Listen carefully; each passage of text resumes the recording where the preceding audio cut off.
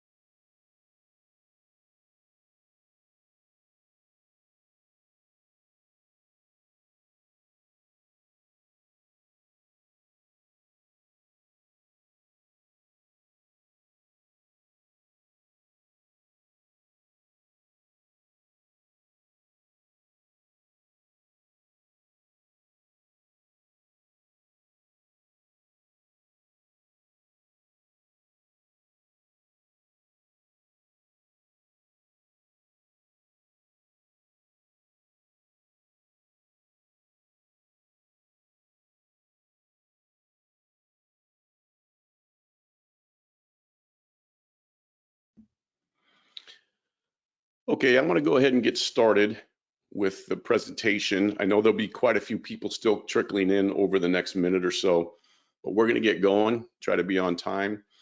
We are here to talk about mastering the jerk, and it's a great title. I don't think we'll all master it, but we certainly will have an understanding of what and how to do that, and we'll have a nice process that we can follow to learn it and even teach it. So what you're going to see in this particular presentation is actually part of our weightlifting level 1 course, and we do that live. We also have one online as well.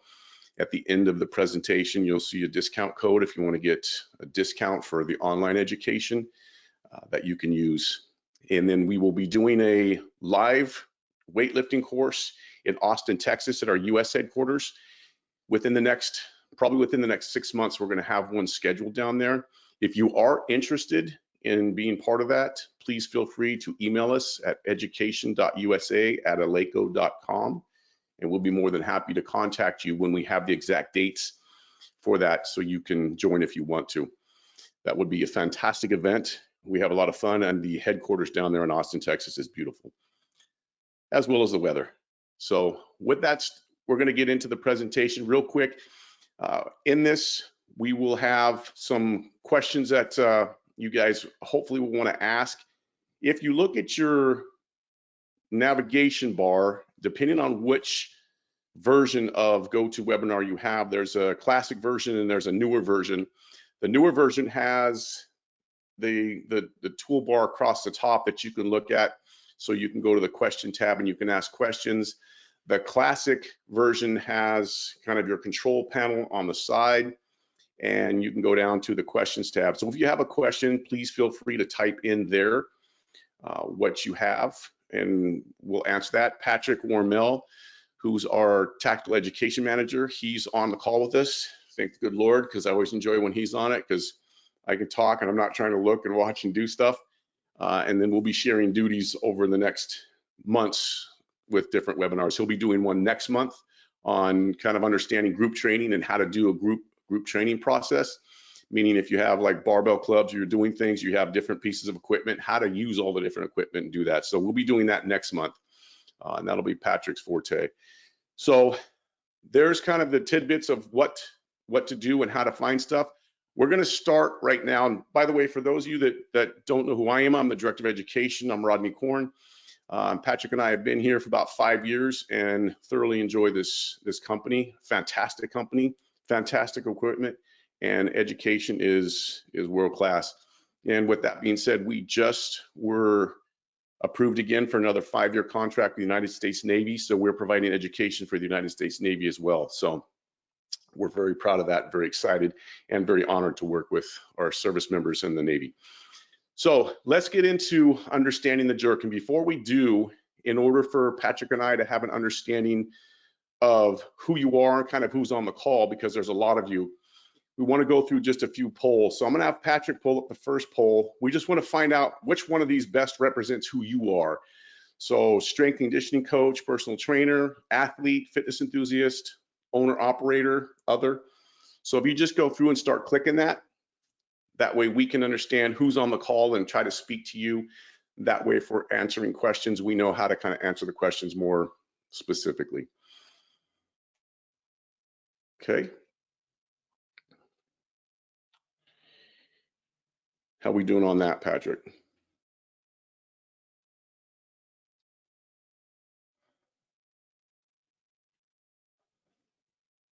Beautiful. So about 36% coaches and trainers, 25 athletes, 25 enthusiasts, 6 owner operator, and 7 other.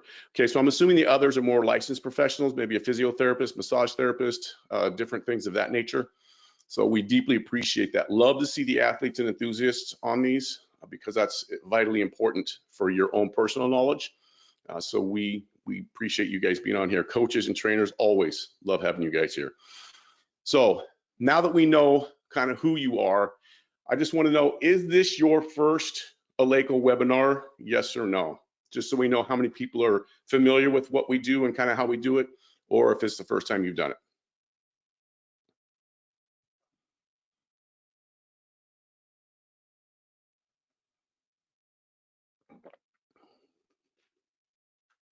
Beautiful. Thank you guys for saying that. Awesome to see that we have a lot of new people on this one. So thank you. And the last one we want to do, and then we're getting into business, is we want to know how frequently are you currently using jerks in your training? Weekly, monthly, or rarely if ever?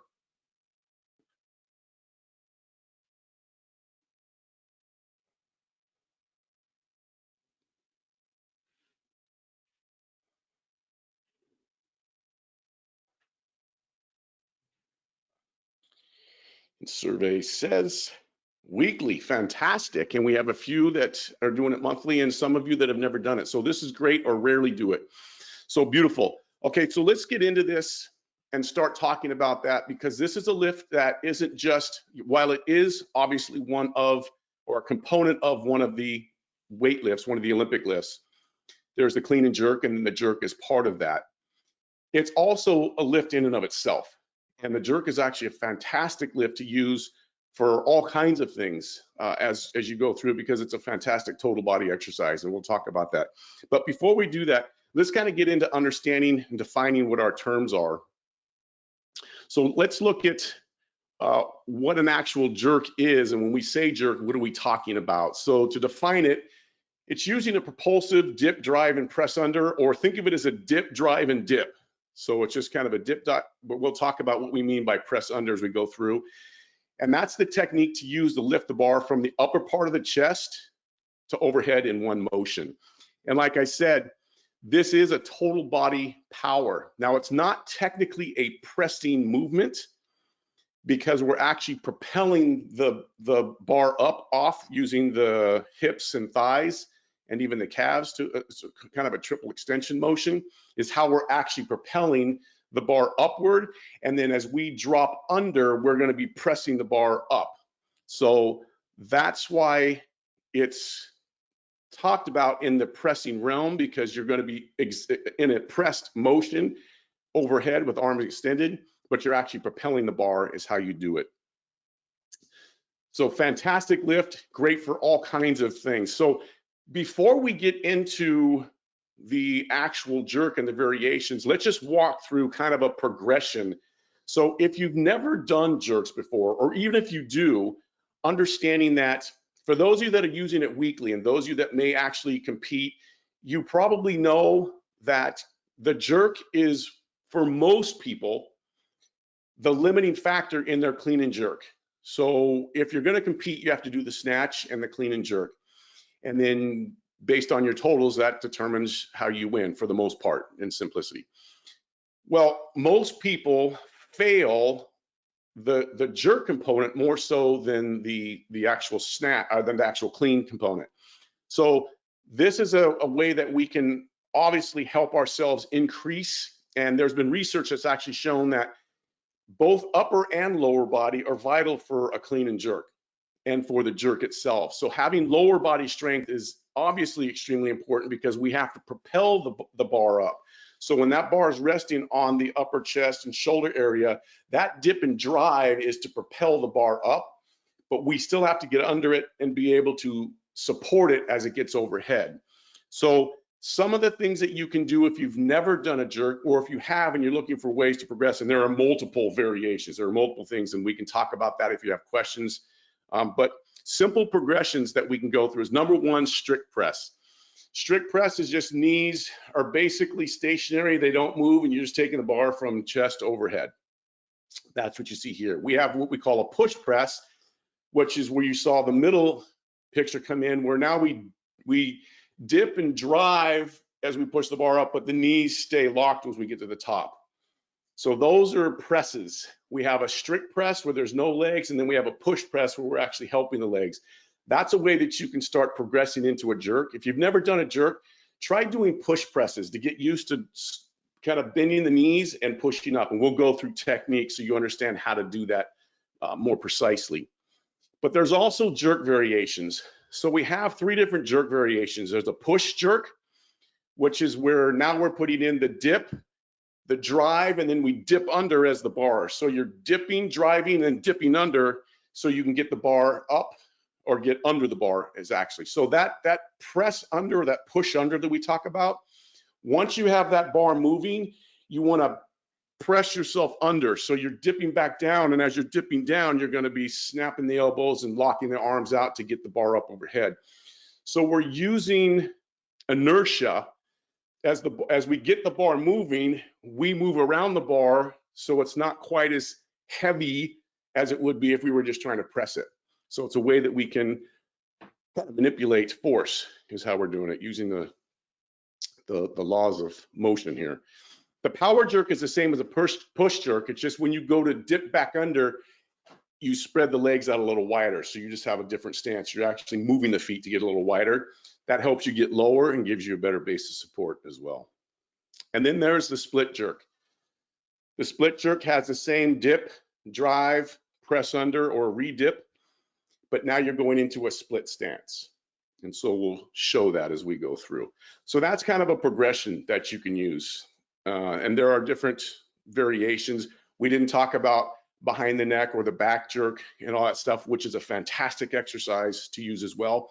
But there's also a back jerk where you're having the bar behind you and you do the same thing. And a lot of times that can be easier for some people because you don't have the chin in the way and you're not trying to get your head out of the way. That's one thing with the jerk is when you dip and drive, you got to get that chin out of the way. Otherwise you lose your teeth. That's not fun. Okay. So now you can do jerks with a variety of pieces of equipment.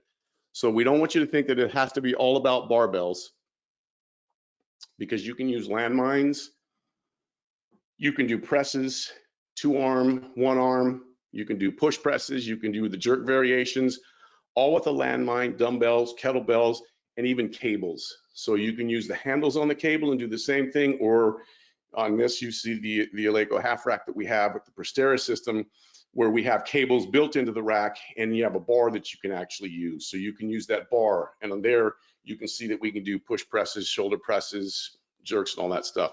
That cable, by the way, is phenomenal, very smooth.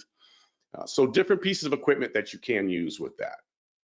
Okay, now let's talk about how to do the jerk, and we'll walk through this. So in the Eleiko education, one of the things that we've done with our education is we've built in systems and methodologies that you can use so you can get reproducible results to help you learn it, to help you teach it, and to find out where you may be breaking down or having issues that you can help yourself. You can go back to the phase before.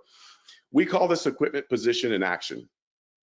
So the positioning is the setup component. How do we get set up? The equipment and the action, that just tells you what you're going to use and what movements you're going to be doing. So for what we're going to be talking about, we're going to be looking at the barbell and obviously the jerk in this particular one. So when we're looking at the positioning, this is how we create a setup that allows us to have balance, has stability, and gives us the leverage so we can successfully perform the lifts that we're trying to do from an effective platform. So we have a great foundation. So what we're going to be talking about and how we're going to go through this presentation and how we teach this in our courses is we walk people through from a setup standpoint with the positioning is what is your stance, what is your grip, what's the body bar relationship or body equipment relationship, whatever you're using, and then how to create the tension necessary to set the body in the proper positioning or give it the right foundation to make it stable so you can produce force from that. All right, so let's look at the first thing, which is stance. From a stance position, we're talking about your foot width and toe angle. So the foot width is about shoulder width, and that'll vary depending upon people's feel and preference, but essentially it's about shoulder width, give or take. And then think of it kind of as what you would use if you were going to do a vertical jump. What foot positioning would you use? You're probably not going to have your feet really close together, and they're not going to be out too wide. So what's the stance that you would have if you were going to jump? Toe angle is, many people will go slightly out, toes out. You don't have to, you can keep them straight. The most important thing is make sure that when you go into that dip is those knees are tracking with those toes, and you don't want those knees caving in because that's not an optimal strategy. That's kind of an energy leak for the lower extremities when the knees start to cave in. So you want to keep those knees outward, tracking over the toes. That'll be the optimal positioning for you in that. So there's your stance. From a grip standpoint, we're talking about hand width and wrist angle. So the width of the bar is going to be slightly out, or the width of the hands on the bar is slightly outside of the shoulders. And then you have the wrists extended so you can build a shelf. The more you can get a good grip around that bar, and you will see a lot of people who have finger grips. If you can't get your grip all the way around the bar, then that's what you want to start working on from a mobility standpoint, is being able to get those elbows at about a 45, because if the elbows drop below 45, then what that does is that makes the bar want to fall forward. And that's not going to be an optimal place to actually dip, because when you dip, as you move down, that bar is going to want to slide out. That's why you want to have a good grip. So shoulder width, wrists extended so that bar has a shelf to sit on, right on top of the chest and the delts. And then the elbows at about 45 degrees. That's just to keep the bar into the body, and not allow it to slide down. Now the body bar relationship. So as we talked about, the bar's resting on the shoulders and upper chest, and we want that bar to be situated to where it's basically over the center of the foot. That's to create a good center of gravity. So as we move that bar, if the bar gets too far forward or we get too far back, depending on how we move, that changes the center of gravity, and that completely changes how you're going to move in a vertical positioning. So we want it right over the center of the foot. And then as we move, it's going to stay there. And that's what we're going to see is, this is where people will talk about when we get into the action component, is one of the keys with doing a jerk movement is what you do with your trunk. We're so used to flexing at the hip every time we bend our knees that can be obviously detrimental. If you try to flex at the hip, you're going to drop the bar. So we don't want that. So get used to getting into that situation, and then that'll be good. Remember, keeping those elbows at that 45 degrees helps you keep that chest up and keep that bar into you and in line with the center of the foot. Now the tension. I want to walk through this with you because this is an area that is talked about a lot. I've seen so many versions of this, and so many people misrepresent how this should look. So I want to walk you through that. If I can, if you're in an area where you have the ability to stand and sit, all I want you to do is I just want you to do a few, you can do some squats just up and down. I just want you to squat real quick. Just give me like 2 or 3 squats. Just see how that feels. Beautiful. And I want to get you moving a little bit. Okay. Now that you've done that, let's walk through tension and how we create tension in the system and why we create tension in the system, because that's how we actually turn the body on. We turn on our soft tissues, which actually triggers the nervous system to realize that, oh, I have some stability. I can produce some force off of this. So the first thing we want to do is we want to engage the feet. When we say that, I want you to take your toes and your heels and just gently grip the floor. Just gently grip those toes and heels against the floor, and not heavy. So if it was a scale of 1 to 10, 10 would be maximal where you're ripping holes through your shoe or the floor. It's about a 2. You just want to grip to where there's tension. Now you want to take your knees and just kind of pull them outwards. So it's what I call grip and rip. So you grip and you're kind of twisting, almost like a corkscrew out. So you're pulling the knees outward. Now from that position, I want you to squat a couple of times. What you should notice immediately when you grip and you rip a little bit like that is there's tension through your quads and glutes, calves, your foot, actually the arch, the calf, the quad, and the glute. So now you have tension that should have felt more fluid, more sturdy. There's a lot of different words that people have used. If you did it right, you'll know what that felt like. Okay. Now we're going to engage the mid back and the shoulders. So when we have that bar, you want to make sure that those shoulders are engaged. So you're actually kind of pulling the bar into you, not trying to pull it down and bend it. You're just pulling the bar so you have it in a firm. But what you're doing is you're creating stability through the trunk by doing that, through the back and the shoulder girdle area. Just again, about a 2.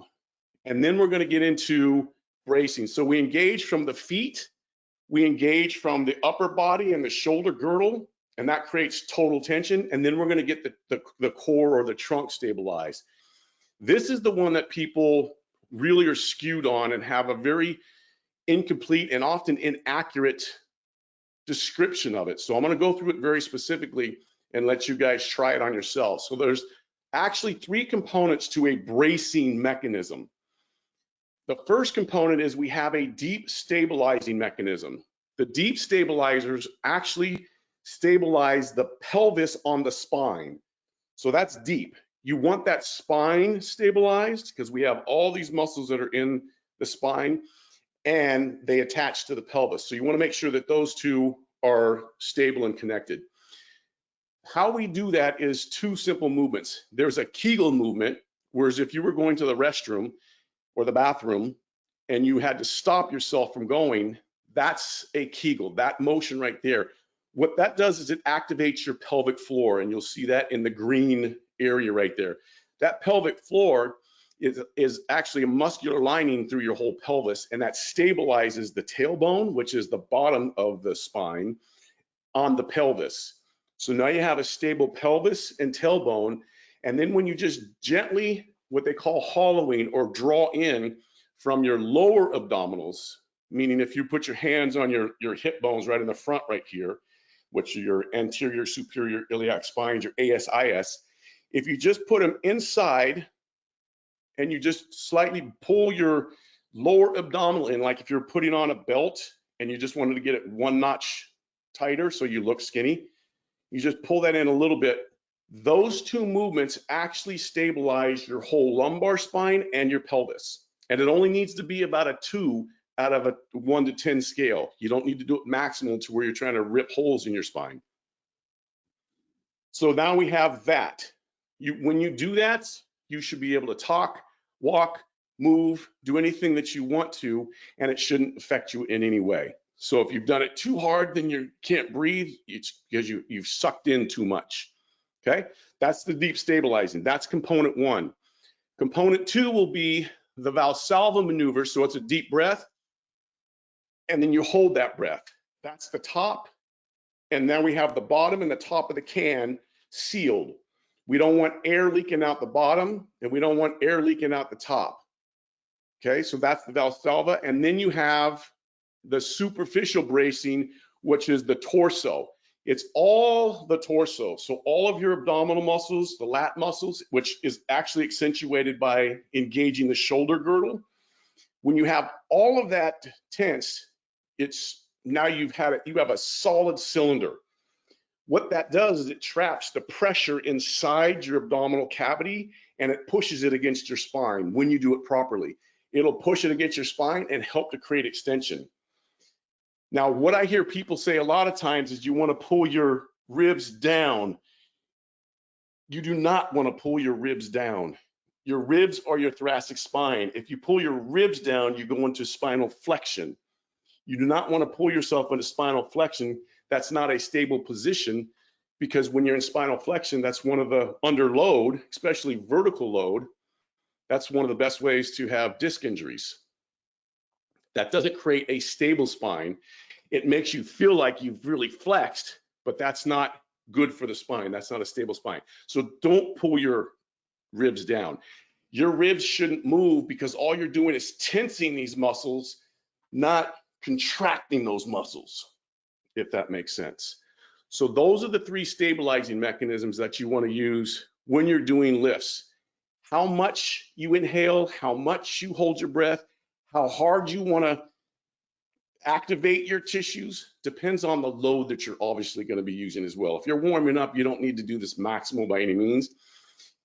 When you use a belt, everything is the same, and you want to make sure that your belt is tight enough to where it's snug, but it's not so tight that you can't take a deep breath. One of the things people do is they'll put that belt on so tight that they can hardly take a deep breath. If you can't take a deep breath, you lose the whole intra-abdominal pressure that you create from the breath. The breath fills the lungs and it pushes the diaphragm down.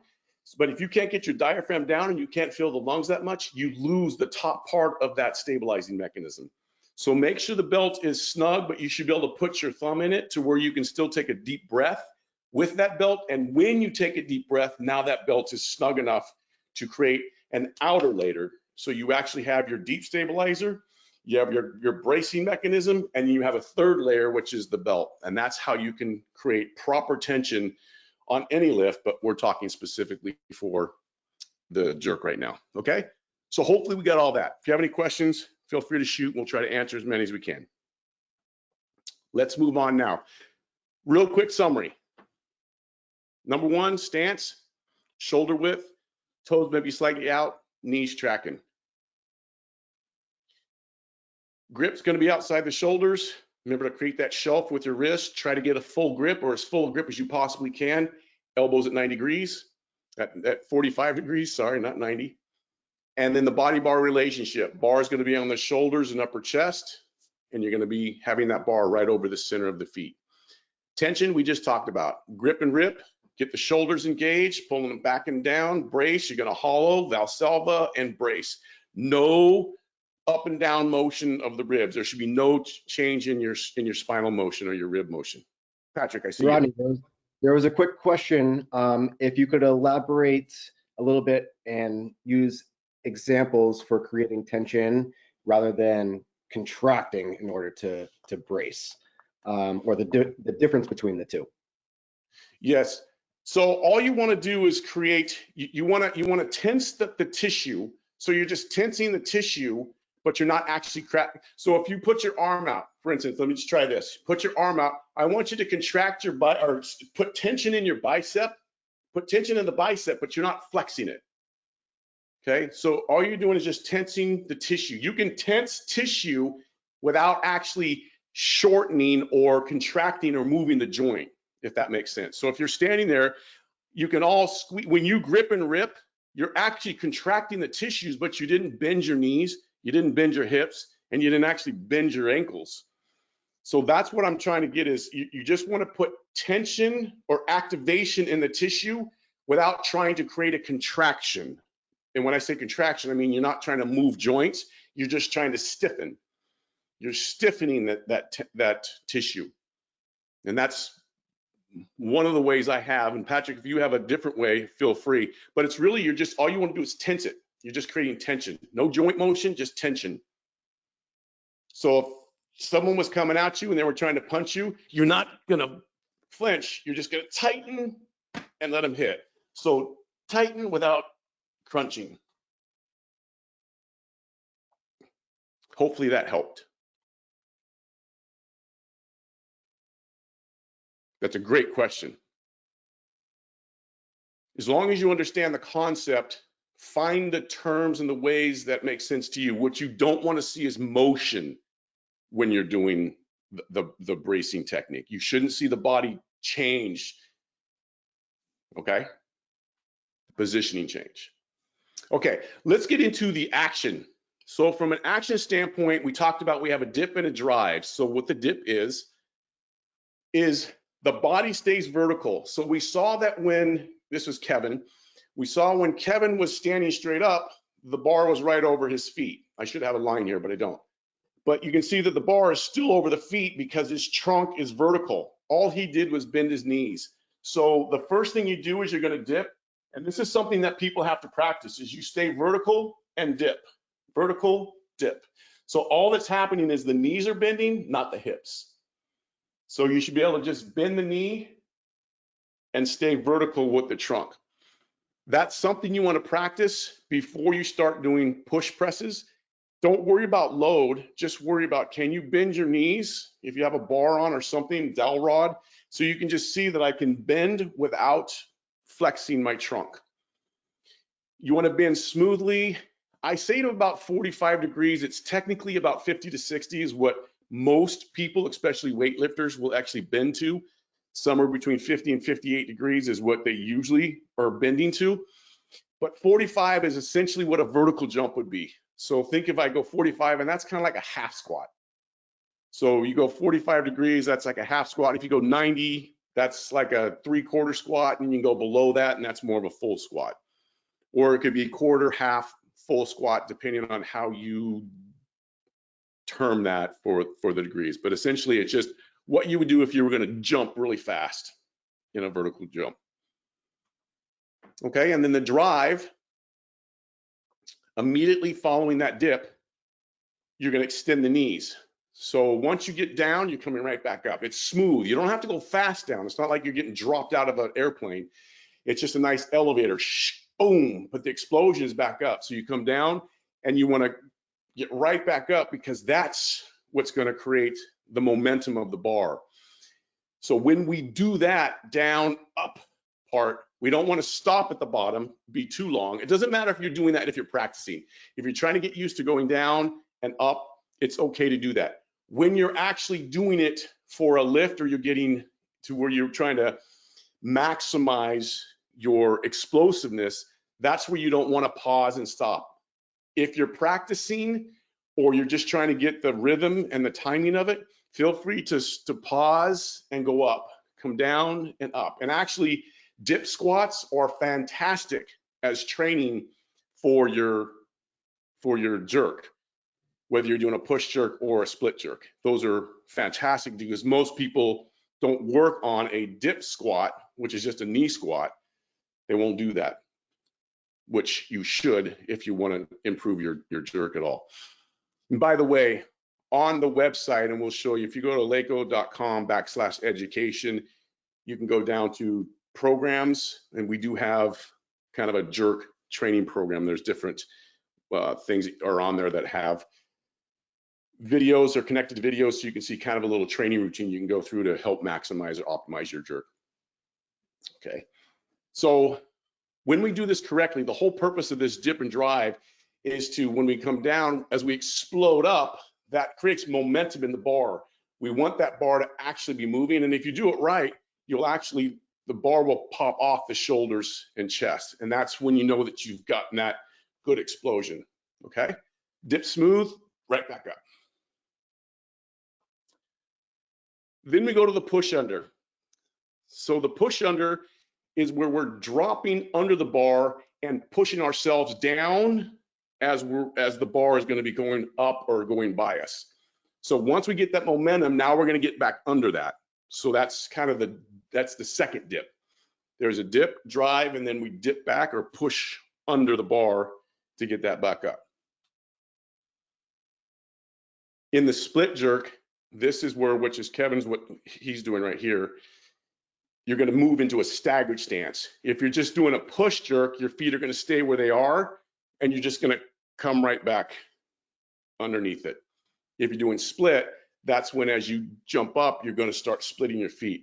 That means if you want to get split work or split stance, split jerk going, you're going to want to work some of that footwork. So you have an understanding what that does without a load. So you get a feel for what it's like to dip, drive, and split, dip, drive, and split, okay? So we're pushing ourselves under, because when we catch the bar, we're gonna be punching those hands up to snap that bar and locking the elbows. You got a question, Patrick? Yes.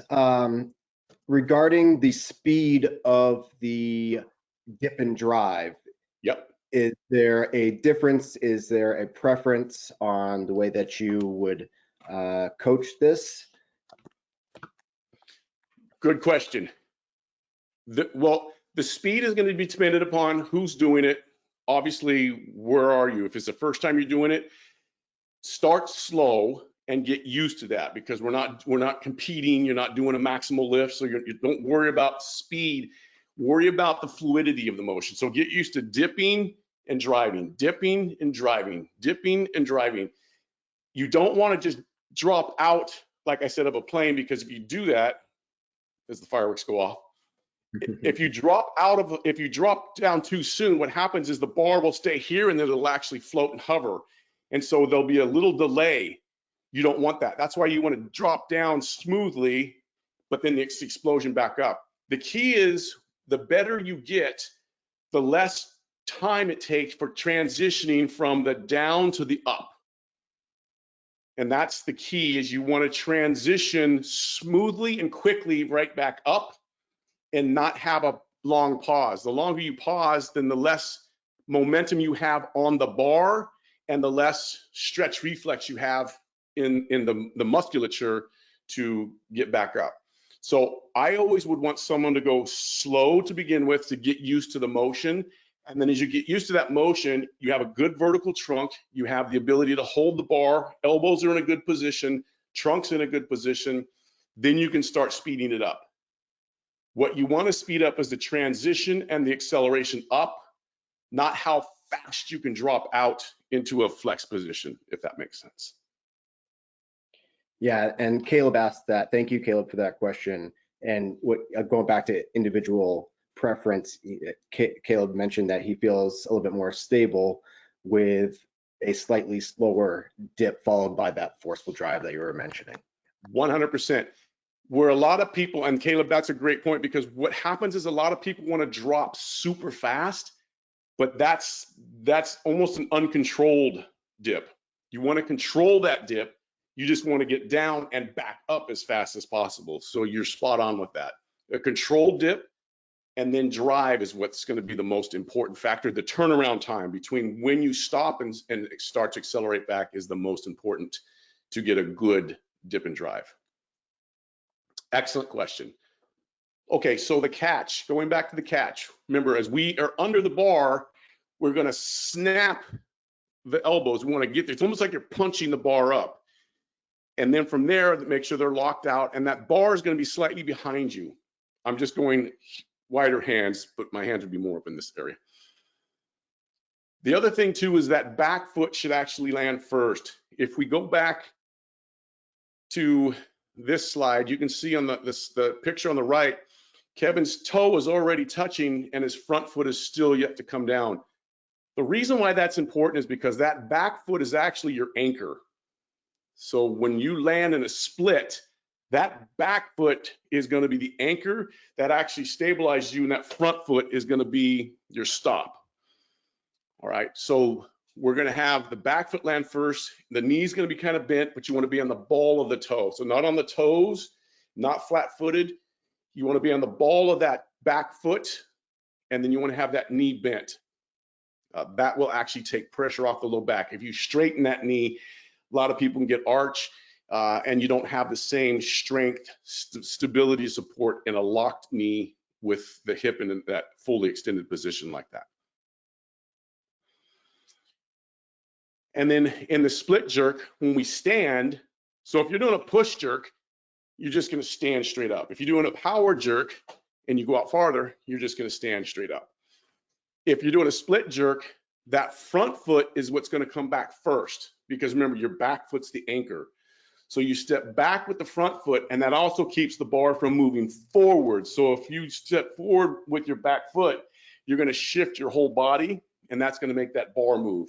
The more load you have on that bar, the more, just a slight movement makes a big, big difference. So front foot comes back, then the back foot comes forward, and that's how you stop.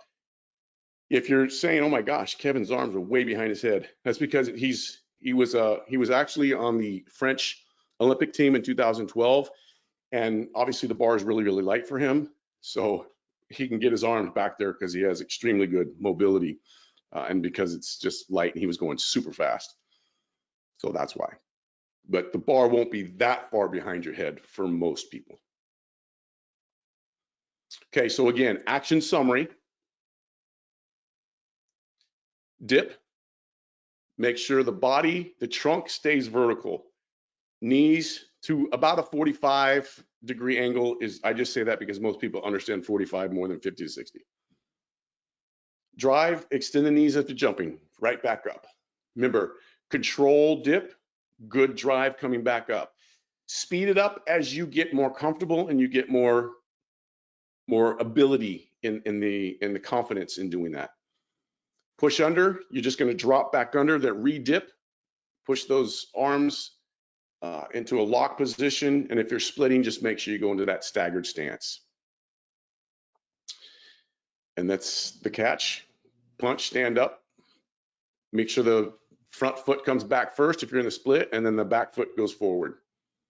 So if you're going to do a split jerk and you can start working on the footwork, you can start getting used to doing push presses. If you've never done this before, do push presses to start. Remember, push presses, dip and then stand up, dip and stand up. And then the push jerk is dip and dip under. So dip, drive, and dip under again. That's the push jerk. And then if you want to get in the split jerk, start working some footwork. And the way that you can find out what your stance should be like, there's kind of two things. Finding the forward leg. Which leg is the forward leg? A lot of people say it's your dominant leg. So if you were going to, what leg would you plant in the ground to kick a ball with, or plant on the ground if you're going to do a layup? That plant foot would be your back leg, or I'm sorry, your front leg. So a lot of people, if you're right-footed, your left leg is the one you would plant to do a layup, or you would plant to kick a ball with your right foot. So your left foot would be the one a lot of times to come forward. You can always just pretend like you just get up real tall on your toes and just lean forward, and then what leg automatically kind of wants to come out. My preference is try to work both, especially when you're going lighter. Try to work both. One, you don't have overload on one leg and you're not getting compensations, and two, you're starting to build up a little bit of ambidextry with that, so you're able to use both sides. As you get heavier, you may have one side that is much more stable for you, so use that side. But if you just want to find out which leg goes forward first, go into a split jump and just do a split jump and see which one feels better, or just stand up on your toes, lean forward like someone was pushing you, and what would naturally happen if you were to fall forward. It's kind of to find your width. Your stance width should be how you would do when you start. So it should be shoulder width, and it should stay there. Think of yourself as walking on two rails of a railroad track. When you go out, they should stay in that position. They shouldn't come into an inline. That's one of the things a lot of people will do is they'll start hip shoulder width, and then when they split, they go almost to where they're in line with each other, and that's very unstable. So make sure that they stay on those tracks. The stride length is going to be obviously dependent upon you. There are a lot of different ways you can try the stride length. You can do it by just going into a split jump and see where you are naturally. You can start yourself with your feet at hip width, go into a 90-90 kind of half kneeling stance. So one leg is behind you and one leg is in front of you, like this. And then you would just go up into more of a half kind of squat and see where you need to position your feet for that. The key is you want to make sure that that front shin is vertical. So the front shin has to be vertical. You can see right here, Kevin's phenomenal job with the front shin being vertical. So as you stand up, you don't want to be in a 90-90 position where your knee is way out over your toe. You want that shin to be vertical. And then you want the back leg to have a bend in it to where your ball of the foot is able to be on the ground. So that's kind of an easy way to find that. Again, it's going to take preference. You're just going to have to get a feel for what feels right for you. Make sure you know what that is. You can use marks on the floor, whatever you have, depending on where you're training. A lot of times we'll have either tape or even a PVC pipe or a dowel rod between the legs. So when we jump out, we make sure that we're not crossing our feet. The only thing with having a PVC or dowel rod is if someone crosses their feet, they hit that and they eat it. So just having something that you can gauge where there's points. You can also put markers so you can see how consistent you can hit the front and back foot into where your markers would be when you find kind of an ideal standpoint, just so you get used to doing that if you're looking to get proficient. Because the more subconscious or unconscious you can get to those points, then the less you have to think about that when you're doing the lift. And the less you have to think when you're doing the lift and just perform it, obviously the better you become. So those are phases and progressions that you get into. Okay, that's short, sweet, to the point. Like I said, real quick, the next webinar is Unlock the Power of Group Resistance Training, how to use different pieces of equipment, how to create flow. Patrick will be doing that next week. That'll be Thursday, March 25th at the same time as this one. That's QR code if you want to get to the Eleiko education. There's a discount, Eleiko webinars, if you want 20% discount code for all of our online courses. Please follow us at Eleiko Education and at Eleiko Sport, and go to the website eleiko.com/education. And there's all kinds of training programs, old webinars. So there's tons of past webinars we've had on there of all different types of lifts and different topics, as well as we have an exercise video library there and other things too. So with that, let's get into some questions if you guys have any. Yeah, there was a lot of great questions actually. A few were asking about the elbow position and the rack position, and you mentioned it being about 45 degrees. Is it okay if the elbows are above that or below that? And what might actually factor into where your ideal elbow position is?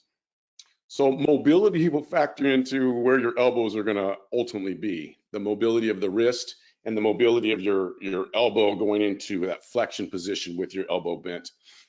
You don't want them too high because remember you're pressing. So you don't want to be up in here like when you're doing a clean, because you have to press that bar. So you want to be under so you have a good positioning. You want to make sure that you have a good position to go up instead of coming from here and trying to do a tricep press. So 30 to 45 would be a great place, 30 degrees, because you still want to be out here, because if you're down in here, if your elbows are at your side, that means that bar doesn't have a good shelf to sit on. So when you start dipping, you start putting weight on the bar, that bar is going to start to move, or you have to actually hold that bar and put a lot more effort and energy into keeping the bar against you. So 30 to 45 degrees is what you want, because you have to have a position in the shelf for the thing. Too high, not good, because you can't press from too high of a positioning. And that's kind of the simple, short answer for that. Yeah, and if I can add to that, I think a lot of it has to do with someone's structure, right? Do they have shorter arms or do they have longer arms? Someone with a shorter arm might be okay with slightly higher elbow position versus longer arms might be preferred a lower position. So again, individual structures might have a play on your actual elbow position, along with grip width. How wide are you holding the bar? Might have a play on that. So individual preferences and individual setups will play into that. Yeah, for sure. The key that you want to do though is I would not suggest getting above 45 degrees because that's just not a good mechanical Leverage. position to push the bar. And so you'll see a lot of Olympic lifters. If you watch Olympic lifting, once they get the bar up, they'll adjust their leg. And a lot of people will go slightly wider. You don't have to. They'll go slightly wider because it's less distance to get the bar overhead.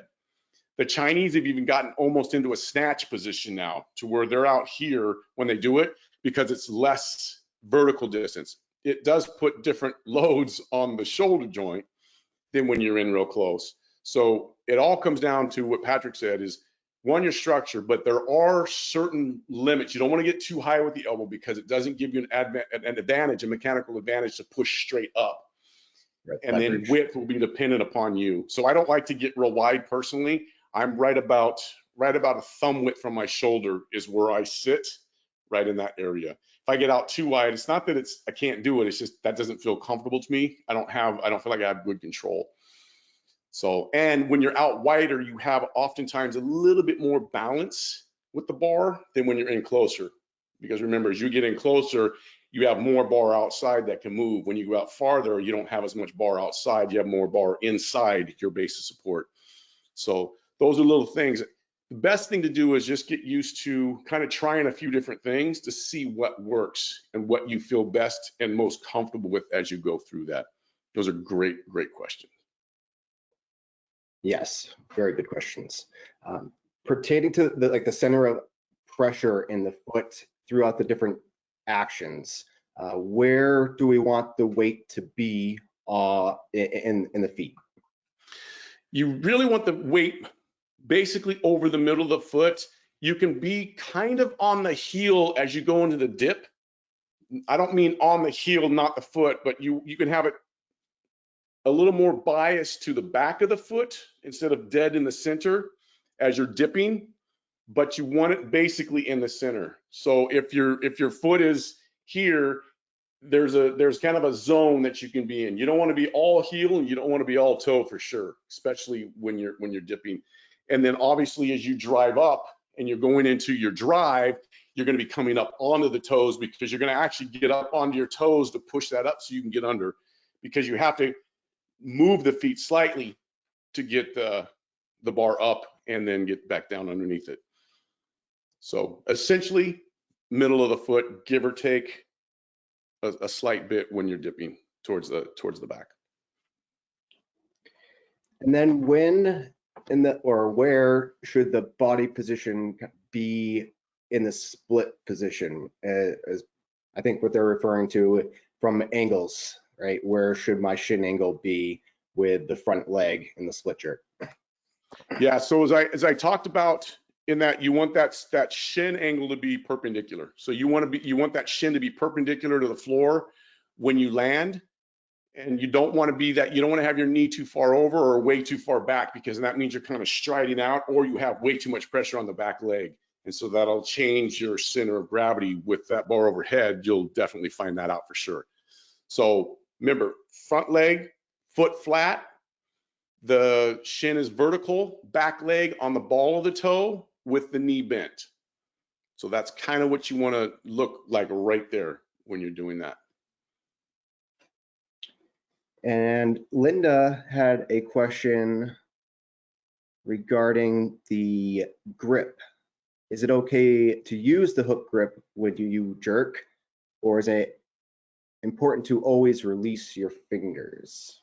Yeah, I would say more than not, you're always going to release the fingers. So you'll see, even watch competitors, they'll come up and they'll go to that, but then when they do, they actually get in, they're no longer in that position, they're actually holding the bar.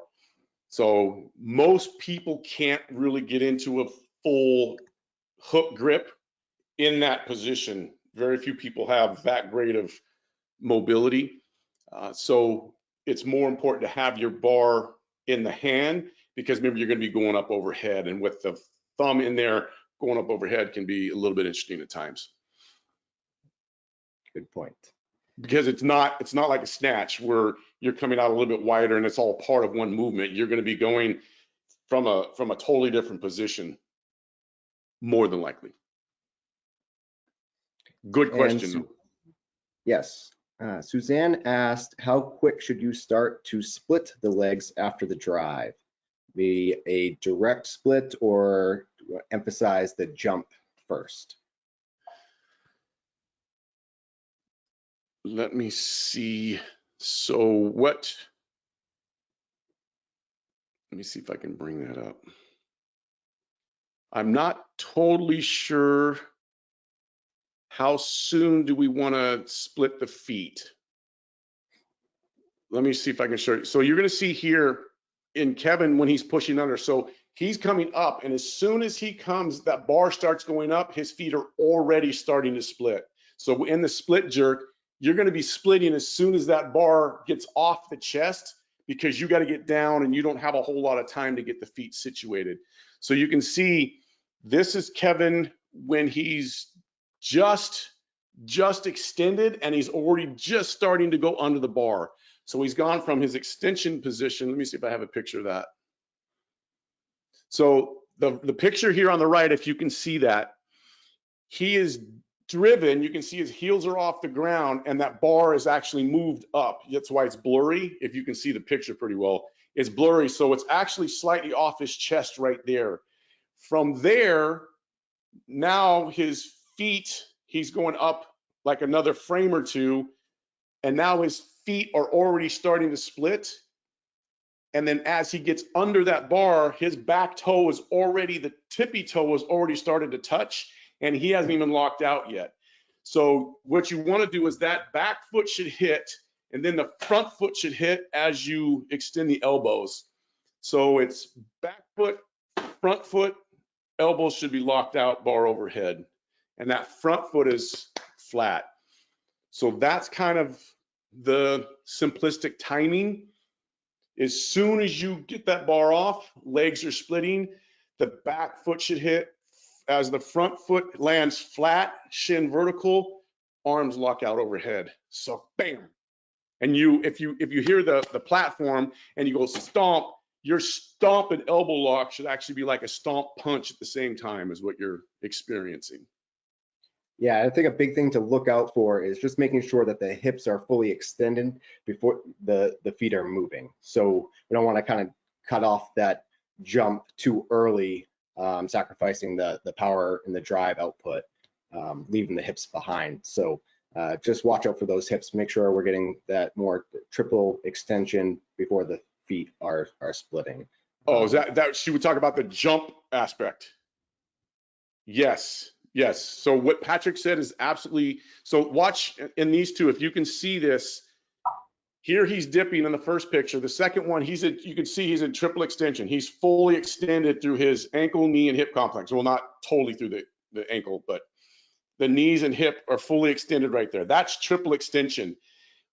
That bar is already starting to fly, and as the bar's flying, he's now going under the bar. He's getting his chin out of the way. You can see that his hips are an extension, but now he's starting to move his legs, and that's why they're bending. The knees are starting to bend, and the bar is going up. So you want to get that triple extension. The more just like in the lifts, if you're doing a clean or a snatch, the more you can get full triple extension, the more bar movement you're going to have. And that triple extension is what you need for bar movement, and that allows you time to get underneath the bar and get into the proper stance. So what Patrick said is absolutely vital. Jessica asked, would you recommend any exercises to get better at jerks for someone who usually uses arms prematurely during the drive and lands with more of a straight back leg? Uses arms prematurely during the drive, so they're already pushing up as they do that? I believe I would just get used to having actually like a dip squat, to where you're doing dip squats, but you're coming up here. Just get used to that and see if you can get the bar bouncing. So you got to get into, so you're not worrying about getting overhead at all. All you're doing is just dip squat.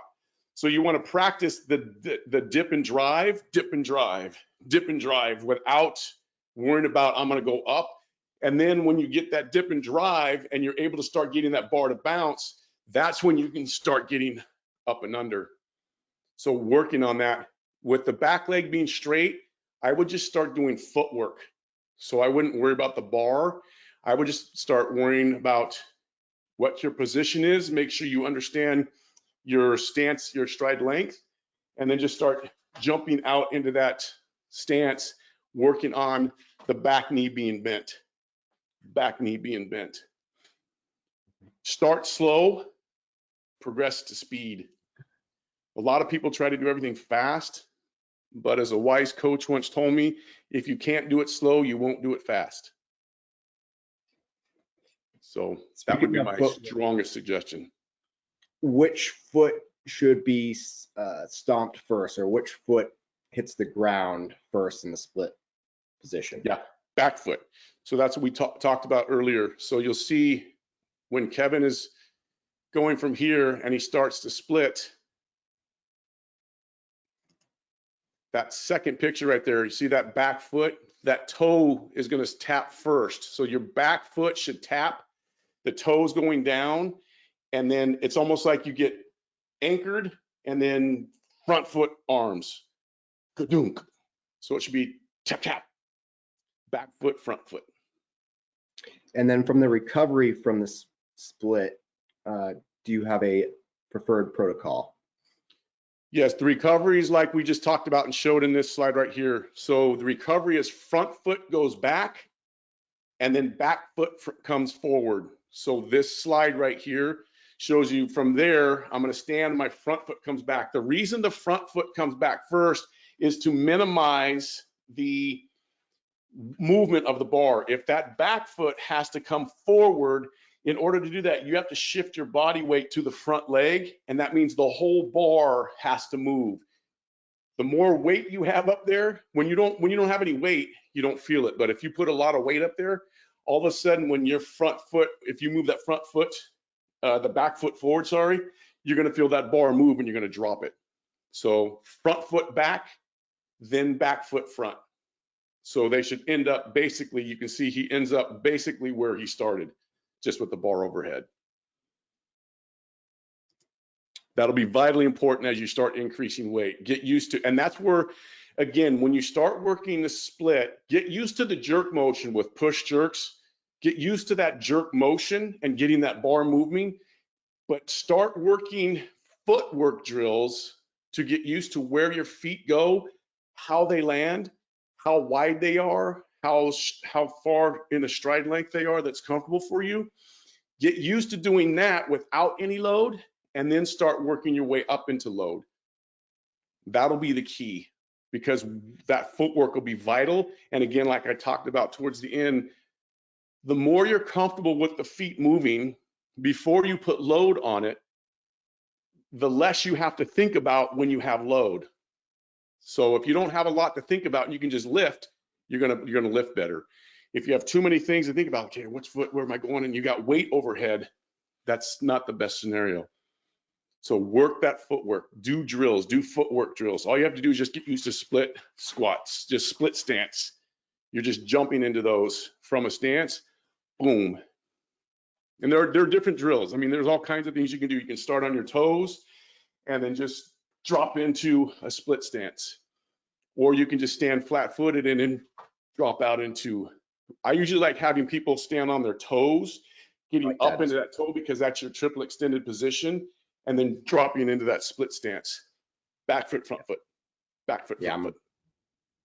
If we have time for one more question, we got a lot of great ones. So thank you everyone for asking and being so involved in this.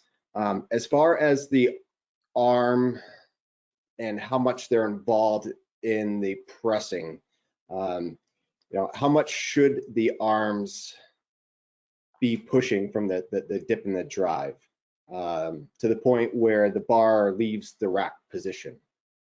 It seems like many people have a fault of using too much arms and not relying necessarily on the lower body. Yes, that's because your arms aren't. I don't have a percentage, so I can't give you a percentage. If I was to give you a percentage, it's like maybe 40% of what you would do if you were pressing it. So the reason why people use their arms is, one, they're not practicing the dip and drive. They're not getting used to driving the bar. They're not getting used to just doing that. When I just have here and I do that, my arms bounce. That's natural because those are the laws of motion. The laws of motion are about inertia. I've just created momentum. So my body is actually pushing the bar up. That's the whole reason for the dip and the drive. So it's not a press, it's a push. You're actually driving, propelling the bar up with your legs. So we have to get used to that. And then you have to get used to being comfortable going back into the dip position. So too many times people want to push it up and they get it up and then they want to dip down. You got to, once you get the bar off the chest and it starts to come up, that's where you got to dip down. And that's why I say practice push jerks, where you're just kind of standing in place, dip, drive, dip, dip, drive, dip, because you get used to getting under the bar. So there's two components: the propelling of the bar up with the legs, that's the drive, and then getting under the bar, the press under with the body. That's what you want to work on, because then what you'll realize is the bar kind of flies and you can do considerably more weight than if you were just doing a strict press when you do, and even a push press, you'll notice. And that's where the progression at the very beginning becomes vital, is we can do strict presses, but then we can start doing a push press. Push presses are great to get you used to pushing the bar up, and then you're exploding. And then once you get good at that, then you dip back under. And when you dip back under, you'll see that that weight that you used to strict press, push press, and then do a push jerk can actually go up quite a bit without feeling necessarily heavier. What you have to do is get used to holding it over your head and standing up with it, which that's another drill in and of itself, is actually standing with the bar overhead. So the reason why people use their arms too much, they aren't focused on the drive and then the push under or the redip.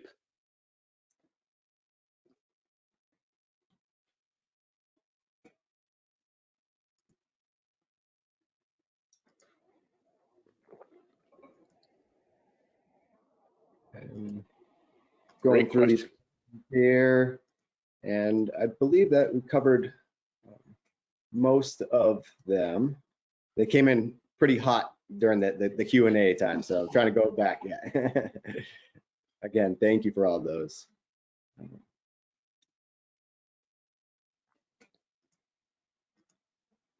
Question about a squat jerk, when you would use it, when you would consider it, the pros and cons of a squat jerk.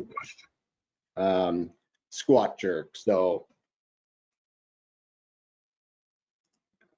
when should you consider a squat jerk, and the pros and cons? Tim asked.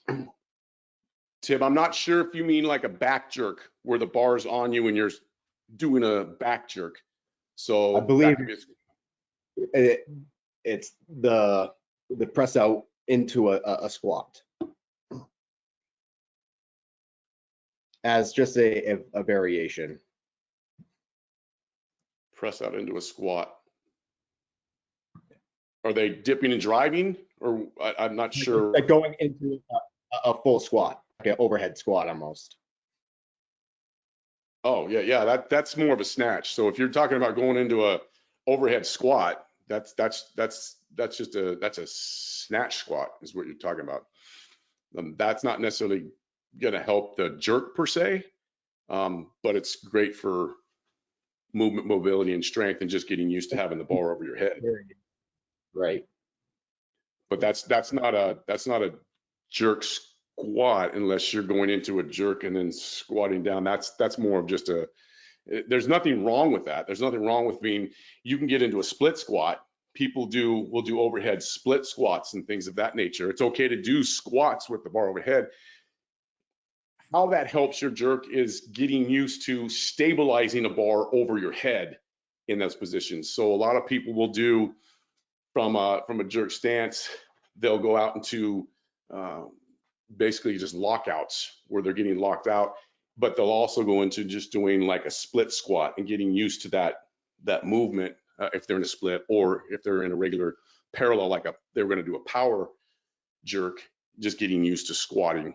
So yes, those are totally fine if that's what you're talking about. If I don't understand what you're talking about, I apologize. But anytime you have the bar over your head that you have to hold it and stabilize it, whether you're in a split stance, whether you're in a squat stance, depending on what you want to do, that's vitally important, because that's what a lot of people fail to work on when they're doing a jerk. Because when you do a jerk, not only do you get the bar over your head, but you have to hold it there while you're getting back into your stance position. In the split, you have to move your feet with the bar over your head. In the power or push, you have to hold the bar over your head, especially if you're going to do any competing. And a lot of times it's holding it up there and making sure the arms are locked that causes people to not be able to maintain that position. It's a great exercise, by the way, holding the bar over your head. All right, I think you can wrap it up, Rodney. Beautiful. You guys were fantastic. Thank you for the amount of questions. Hopefully they were answered appropriately and they helped you. Again, if you have any questions, feel free to email us if you have any further questions. If you're interested in a weightlifting live course, we're going to have one in Austin, Texas in the next few months. Probably in the next 6 months, we're going to have one planned. If you would like to be part of that, or you're interested in knowing more about that, send us an email. Let us know you want to know more about the live weightlifting course in Austin, Texas. There will be one in Hong Kong. We have a course in Hong Kong, March 2nd, I believe, next weekend. If you're in the Asia Pacific area and you want to go to a live course in Hong Kong, Audrey Lowe, one of our master educators, will be teaching that. She's excellent. So I just want to give you, for that, you can just, there'll be an email that'll come out, and you're just going to go to opsstudiohk.com, and that's in Hong Kong. So that said, we deeply appreciate you being with us. Don't forget that 20% discount on all of the courses if you want to go to online courses and get some of the information. You have Eleiko webinars. And other than that, we will see you in March. Thank you all. Thank you, everyone.